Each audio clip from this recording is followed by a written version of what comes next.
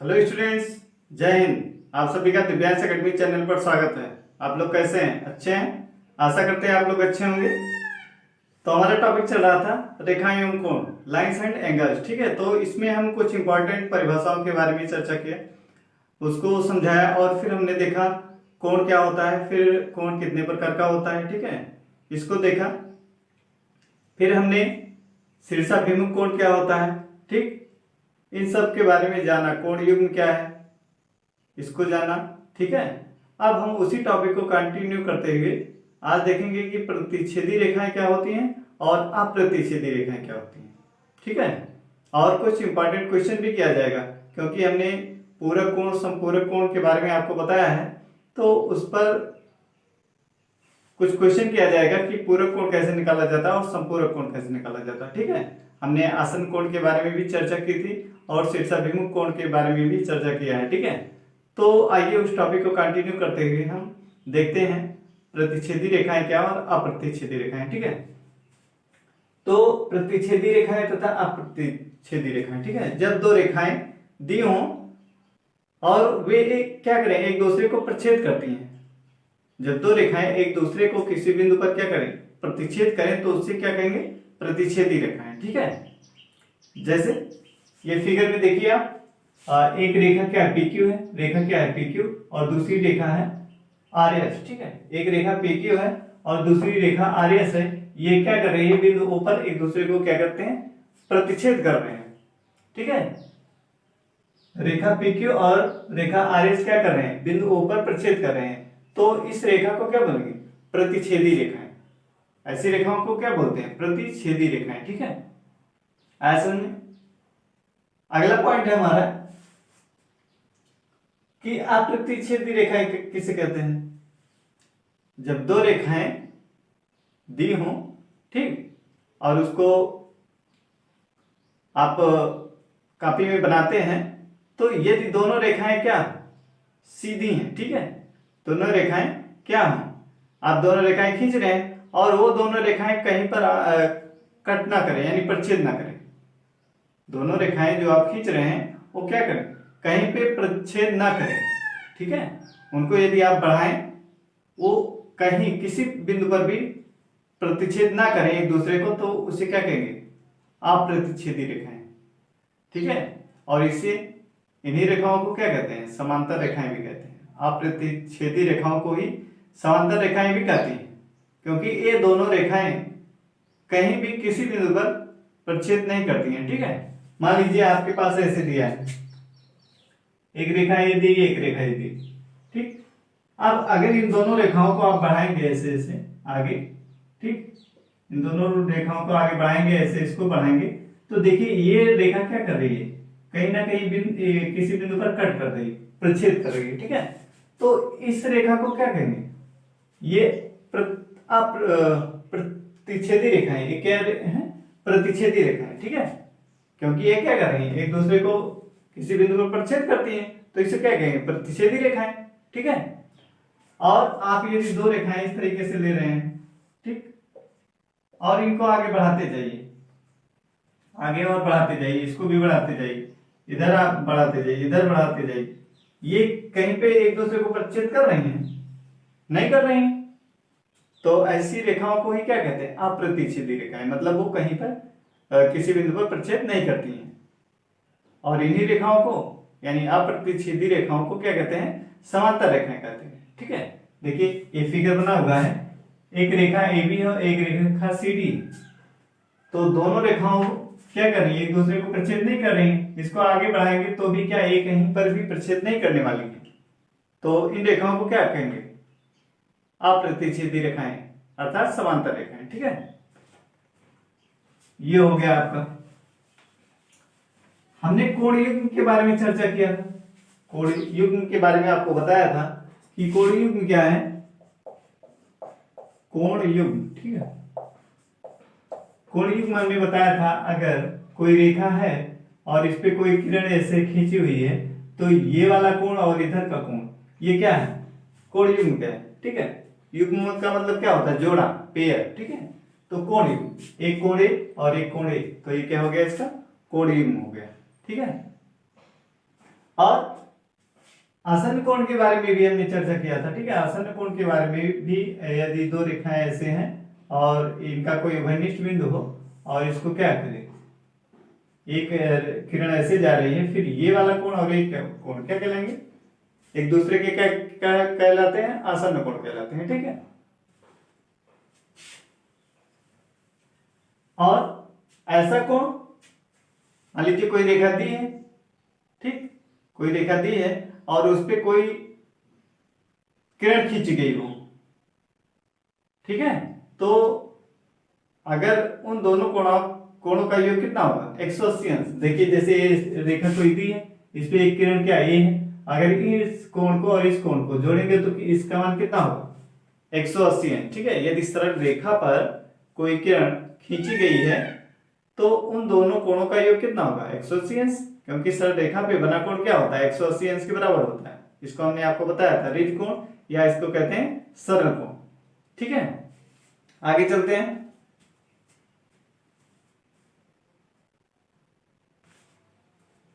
और एक चीज आपको और याद करना है कि हमने बताया था कि शीर्षाभिमुख कोण जो होते हैं वो क्या होते हैं, शीर्षाभिमुख कोण क्या होते हैं, आपस में बराबर होते हैं। शीर्षाभिमुख के आमने सामने के कोण क्या होते हैं, बराबर होते हैं, ठीक है। जैसे हमने बनाया था फिगर इस तरीके से, ये वाला कोण इस कोण के बराबर होगा, ये वाला कोण इस कोण के बराबर होगा, तो शीर्षाभिमुख कोण के आमने सामने के कोण क्या होते हैं, बराबर होते हैं। ये पॉइंट आपको याद रखना है। अब हम कुछ क्वेश्चन करेंगे, ठीक है, इसको हटाते हैं। आइए क्वेश्चन किया जाए। जैसे आपके पास क्वेश्चन है कि 30 अंश का पूरक कोण ज्ञात कीजिए, 30 अंश का पूरक कोण ज्ञात कीजिए। 30 अंश का क्या निकालना है आपको, पूरक कोण ज्ञात करना है। तो बताइए, हमने आपको क्या बताया था कि पूरक कोणों का योग कितना होता है, 90 अंश। तो इसमें से आपके पास एक कोण कितना दिया है, 30 अंश, तो पूरक कोण दूसरा, इसका पूरक कोण कितना हो जाएगा, 90 में से क्या करेंगे आप, घटा दीजिए, तो कितना आ जाएगा, 60 अंश। तो 30 अंश का कह रहा था पूरक कोण, तो लिखेंगे चूंकि पूरक कोणों का योग 90 अंश के बराबर होता है, क्योंकि पूरक कोणों का योग कितना होता है, 90 बराबर 90 अंश होता है, ठीक है, 90 अंश के बराबर होता है। इसलिए 30 अंश का पूरक कोण, 30 अंश का पूरक कोण बराबर क्या करेंगे, 90 माइनस 30 कर देंगे, तो कितना आ गया आपका, 60 अंश आ गया, ठीक है। कितना आ गया, 60 अंश। आया समझ में, आपको इतना समझ में आया होगा, ठीक है। आगे चलते हैं। मान लीजिए आपसे कोई कहे कि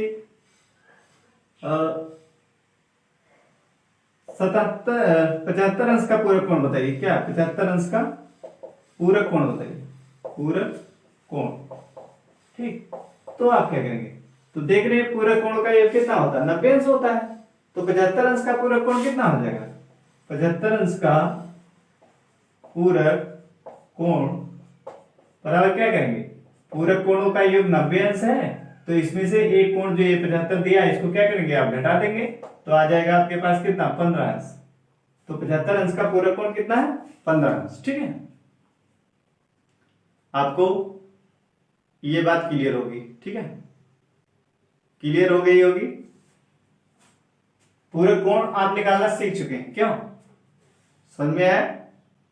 पूरक कोणों का योग कितने अंश के बराबर, 90 अंश के। अगर एक कोण आपको दिया है तो दूसरा कोण क्या करेंगे आप, 90 में से उसको माइनस कर देंगे, घटा देंगे, तो आपका आ जाएगा उसका पूरक कोण, ठीक है। आगे चलते हैं।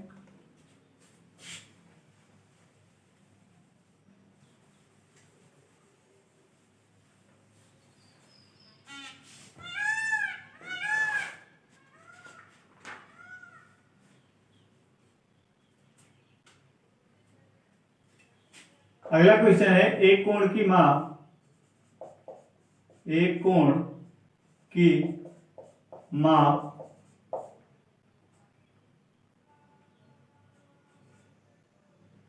57 अंश है, तो एक कोण की माप 57 अंश है, तो इस कोण के संपूरक कोण की माप ज्ञात कीजिए। तो इस कोण के संपूरक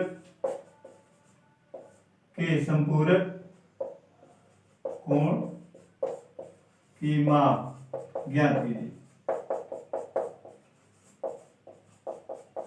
ठीक, तो एक कोण की माप कह रहा 57 अंश है, तो इस कोण के संपूरक कोण की माप ज्ञात कीजिए। तो हमने आपको क्या बताया था, इसके पहले वीडियो में हमने क्या बताया था कि संपूरक कोणों का योग कितना होता है। संपूरक कोणों का योग होता है 180 अंश के बराबर। तो ये कोण आपके पास कितना दिया है, 57 अंश दिया है। तो दूसरा कोण निकालने के लिए क्या करेंगे, आप 180 में से 57 को घटा देंगे, तो आपको आंसर प्राप्त हो जाएगा।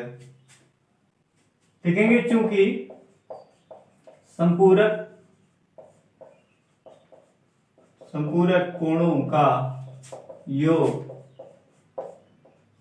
कोणों का योग कितना होता है, 180 अंश के बराबर होता है। संपूरक कोणों का योग कितने के बराबर होता है, 180 अंश के बराबर होता है। ठीक है, तो इसलिए 57 अंश का संपूरक कोण कितना हो जाएगा, 180 में से क्या करेंगे, 57 अंश को घटा देंगे, तो आपके पास कितना आएगा, 0 है।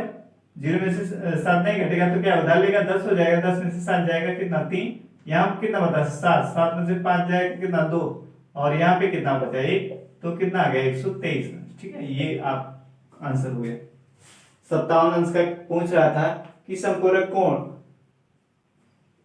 एक कोण की माप कह रहा था 57 अंश है, तो इस कोण के संपूरक कोण की माप ज्ञात कीजिए।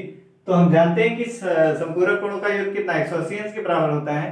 तो एक कोण हमें पता है, तो दूसरा कोण क्या कर लेंगे, उस कोण का पूरक कोण निकालने के लिए क्या करेंगे, 180 में से दिए गए कोण को घटा देंगे, तो हमें उसका क्या आ जाएगा, संपूरक कोण। ठीक है, आगे चलते हैं।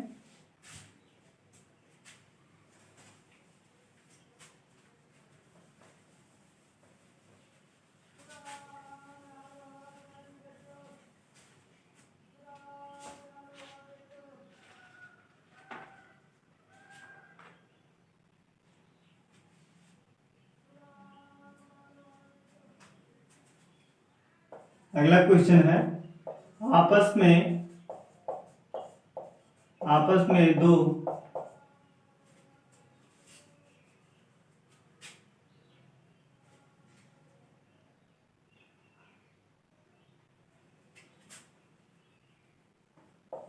संपूरक दो कोण एक अनुपात 2 के अनुपात में है। आपस में संपूरक दो कोण 1:2 के अनुपात में है। इन कोणों को ज्ञात कीजिए।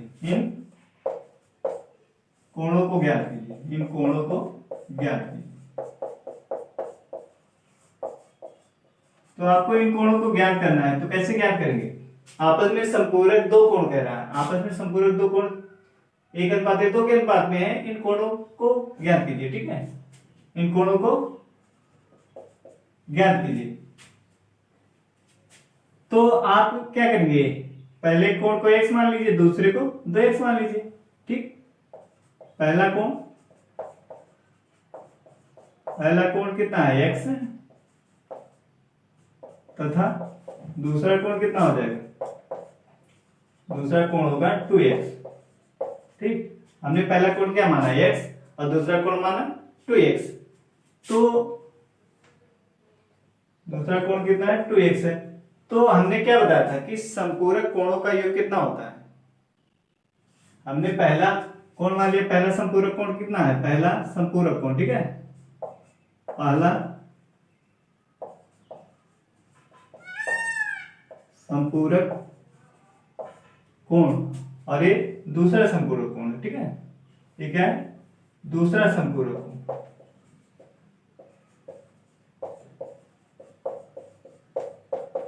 2x 1:2 के अनुपात में दिया था, तो पहले को हमने क्या, पहला संपूरक कोण क्या x है, और दूसरा संपूरक कोण क्या है 2x है, हमने मान लिया।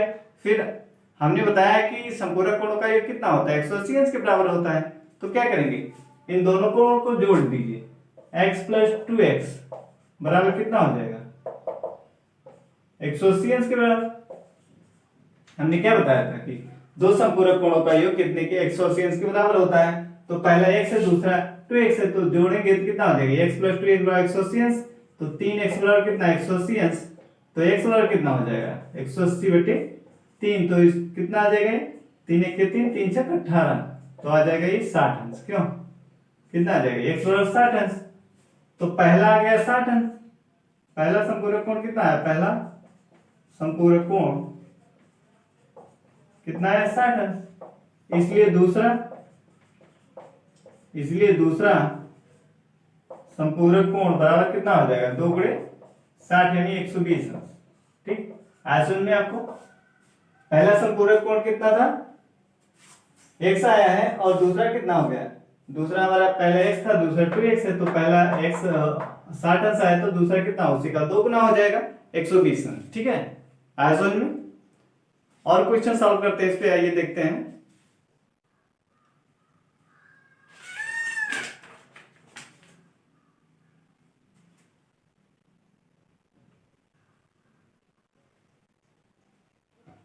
एक क्वेश्चन है, एक कोण अपने पूरक कोण का,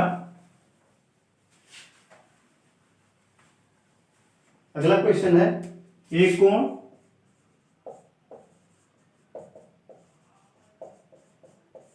एक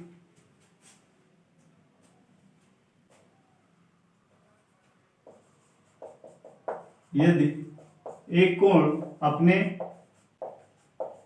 पूरक कोण का 5 गुना हो, एक कोण अपने पूरक कोण का 5 गुना हो, तो इसका माप ज्ञात कीजिए। तो इसका माप ज्ञात कीजिए। ठीक है, माप क्या कीजिए।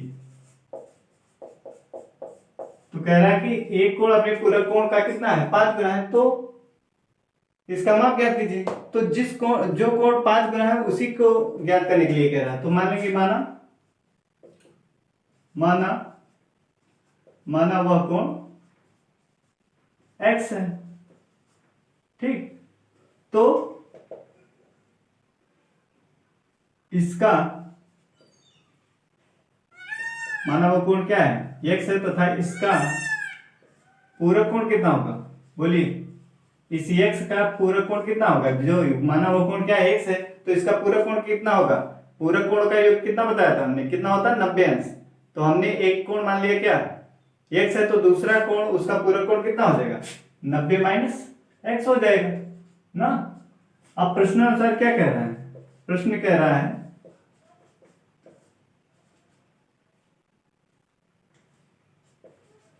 कह रहा है कि एक कोण अपने पूरक कोण का 5 गुना है।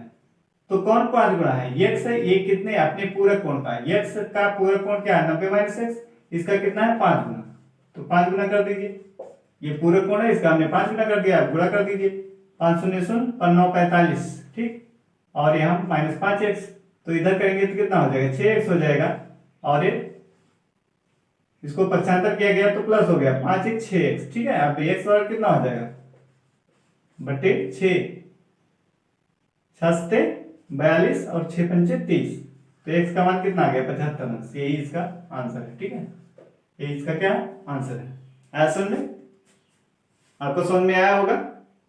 ठीक है, तो कुछ क्वेश्चन और करते हैं इस पे।